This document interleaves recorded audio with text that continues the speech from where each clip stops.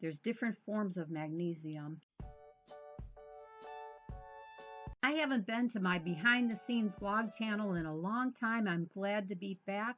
I want to talk today about sleeping. I've had trouble sleeping all of my life. All of my life. No kidding. For a long time now, I've taken things like Valarian Root in order to help me to sleep at night, but I knew that something else was missing. I just knew that something else was missing. There seemed to be a connection between my body temperature and falling off to sleep. It seemed that if I didn't cool down sufficiently, physically,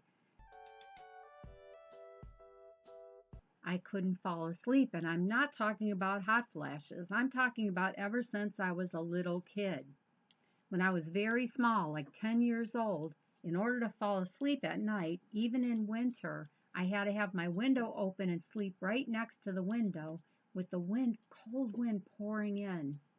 When my body cools off sufficiently, I drift off to sleep. What I've used lately has been an air conditioning unit, a portable air conditioning unit in my bedroom. When my body cools off sufficiently, I drift off to sleep, but that's very inconvenient.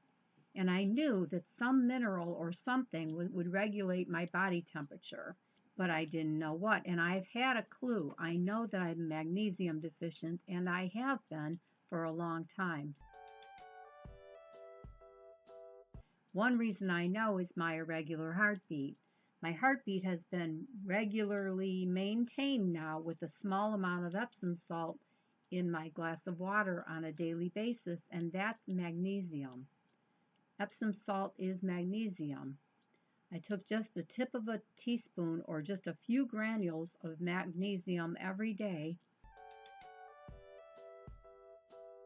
in my water, and I was able to correct my irregular heartbeat and make it regular. But I wanted to find a more efficient and reliable source of magnesium to take. So I started looking at others, and there are a few different forms of magnesium. Just lately, it seems to have been the answer to my sleep problem, along with a small amount of valerian root before I go to bed. Valarian root is an herb that is used for relaxation and sleeping. Now that I'm taking a sufficient quantity of magnesium throughout the day and into the evening, it seems to be working for me. The trouble with this is magnesium is hard to take. Magnesium is also used for constipation, and it helps you become regular in that regard, and I didn't need that. With most vitamins and minerals, it's a good idea to start out with a very small amount initially, and then move up in quantity or in strength. That holds true very much for magnesium. Magnesium is very hard to take. For me, it causes me to go to the bathroom, and that is not an easy or pleasant thing. So I take the very minimum amount of each of the different forms of magnesium that I can find, and then at night I take some valerian root, and I've been having some success. It's not 100% perfect, but it's a whole lot better. I'm sleeping really deeply, and I sleep through the night. Another reason I know that I'm magnesium deficient is that I've had restless leg syndrome, and that's been ever since I've been a small child. The restless leg syndrome and the irregular heartbeat are both totally corrected with some magnesium every day.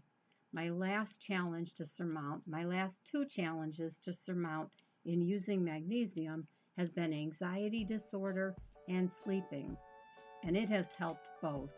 It's helped both tremendously.